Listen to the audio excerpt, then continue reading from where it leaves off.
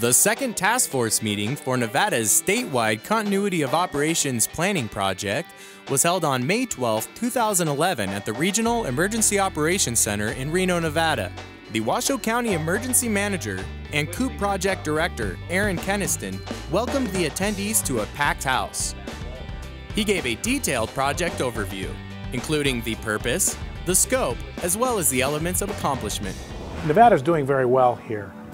In terms of where they line up for how states and counties are responding to this directive, they're clearly among the leaders. Being able to master the techniques is fairly simple, but the attention that people are giving to it is a critical component, and I think the attention is there. Industry has been able to do this for a long time because the money is there. They provide the resources, and it has a direct bearing on their ability to succeed financially.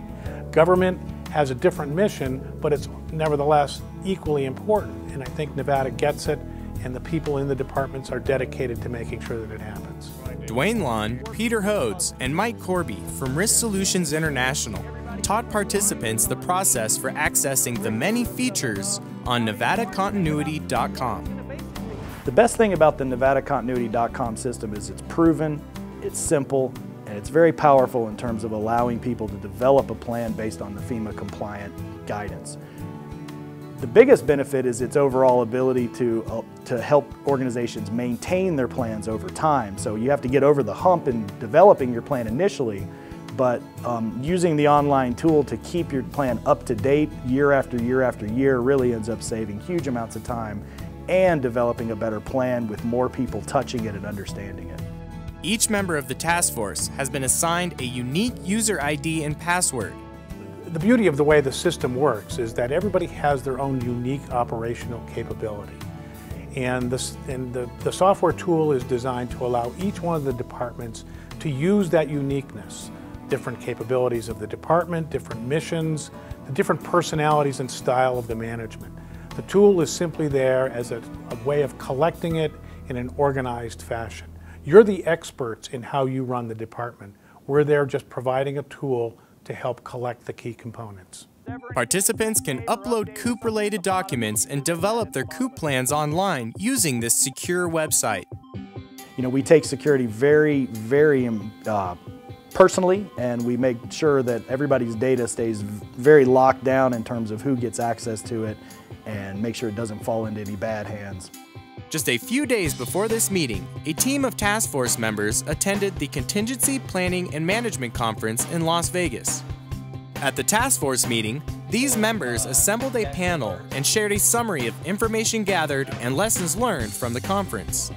And of course, these observations are available at nvstatecoop.org. The interesting thing of the best practices convention that we just went to is the mindset of public sector versus government sector and the focus. In a government entity like mine, I'm in a state government law enforcement group, my focus isn't just one area, a building.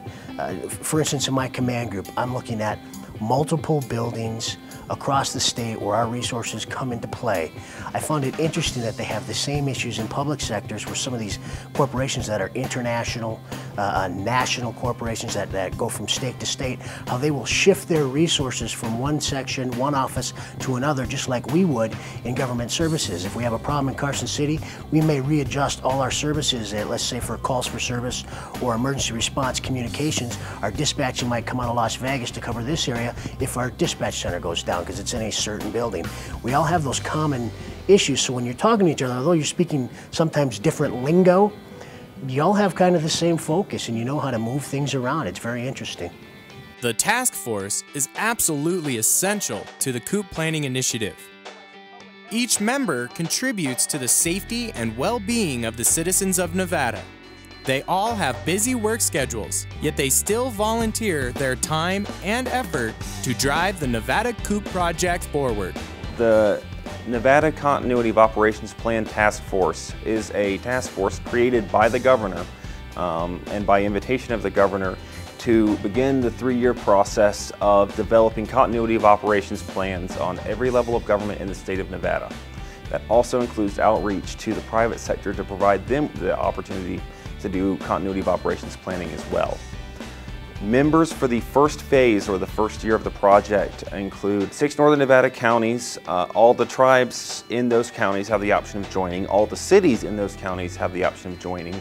And in more of an advisory role, but also with an option of participating, we have the State Department of Public Safety, the State Department of Emergency Management, and the State National Guard participating. And another couple of noteworthy participants are the University of Nevada, Reno is participating on the committee and in COOP planning, as well as the Washoe County School District. So there's even an educational component in the project. It's not a matter of if, but a matter of when. And to be prepared for recovery, you increase your chances. Continuity of operations planning is really critical, really valuable. And with all the disasters we're having right now, man-made and otherwise, there's no better time to be doing it, and I'm really happy to be working on the project. It's absolutely paramount. Nevada needs it. www.nvstatecoop.org is the one-stop spot for any information you need about the Nevada COOP project.